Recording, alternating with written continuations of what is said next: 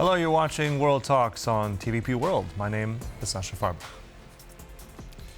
If anyone thinks Europe can defend itself without the United States, keep on dreaming. That blunt warning from NATO Secretary General Mark Rutte cuts straight through Europe's push for greater defense autonomy, just as the EU rolls out its largest ever military investment program called SAFE. Now to discuss it further is Romain Le Quiniou, co-founder and managing director of Euro Creative. Good to have you back on TVP World. Good morning. All right, so this statement and many statements by Mark Rutte is causing for quite a few in Europe to have a strong reaction. How, in your mind, will Europeans interpret that statement from the NATO Secretary General? Well, Sasha, I think that it was the wrong place, the wrong time, and probably and especially the wrong tone from Mark Rutte. But the truth is that despite the wording and the fact that it was heavily criticized for right reasons, I think that still Mark Rutte has a point where is to say that Europeans are not fully ready for war if a war is coming. And I think this is the most important thing that we should retain from this declaration.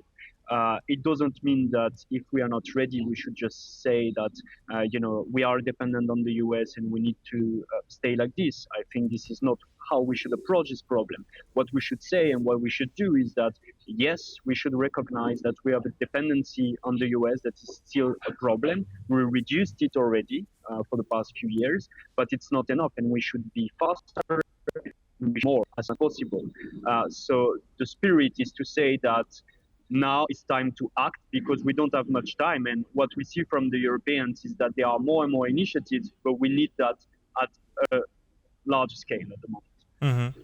But, I mean, still at the same time, this kind of statement, he's also went on to say that if the Europeans want to do that alone, they'll need to invest 10% more on defense. Also very much about if we look at this military fact that he says is the case, also about where is this really, this autonomy of European defense? Is that because Europe lacks the tanks? Is it command and control? Is it the nuclear umbrella? What does he mean specifically? Is there any area where Europe can do it alone, or is it all a package?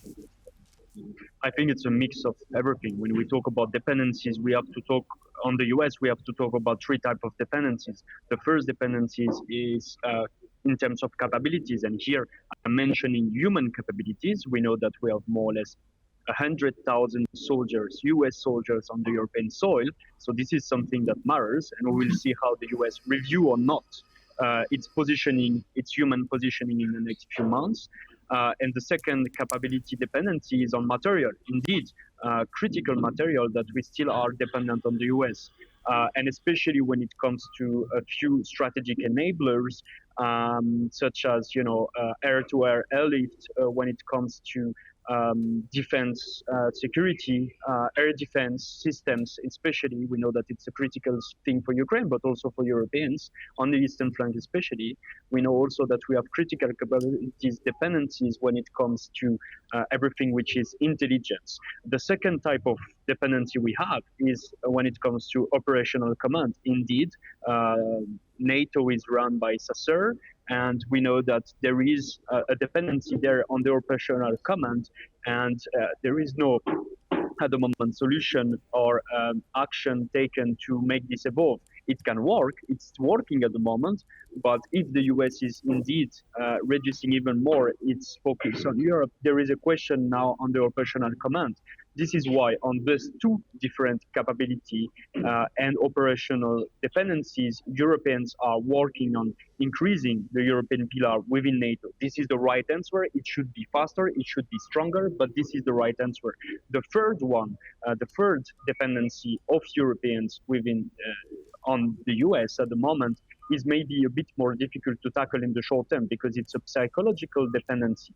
Because the Europeans have been dependent on the US for years and years and years, and still as of today, rightly so, most of the countries know that their security is dependent on the US because the US security guarantees, you mentioned nuclear deterrence, for example, is the first and foremost pillar of their own national security. So here, We have to acknowledge that, and at the same time, we have to see the reality of the situation where the US internal politics and the dynamics there are extremely volatile to stay, a bit nice to what is going on in the US. So we have to acknowledge this, and we have to reduce this dependency. It doesn't mean that we will, not be ally anymore with the US. The US has warned us for more than a decade now that Europeans should take greater responsibility when it comes to the defense and the security of the European continent. We are late, extremely late, but not too late. Right. I want to also get your sense on the French rebuttal in all this. I mean, this came on social media from Mr. Baron, who is the French Europe Minister for Foreign Affairs. Now, he's basically said along the lines, no, dear Mark Rutte, Europeans can and must take charge of their own security. Even the United States agrees. It is the European pillar of NATO. I mean, with that, what you've already said, these dependencies, this French statement, it's also about the nuclear umbrella. Now, we've talked about this a little before, some months back. Now, how realistic is it that France would step up that deterrence, that then the nuclear umbrella would include other European member states? Well, that's a good question. I would not link a tweet from our Minister of Foreign Affairs to nuclear deterrence positioning. Nuclear deterrence positioning in every country is something very cautiously approached, and especially in France, when we know that strategic ambiguity is one of the most important, milestone when it comes to nuclear deterrence strategic doctrine. So I would not link this to that, but still, the comment from Mr. Barrot is very important indeed, because this is a reference to the fact that Europeans should indeed do much more.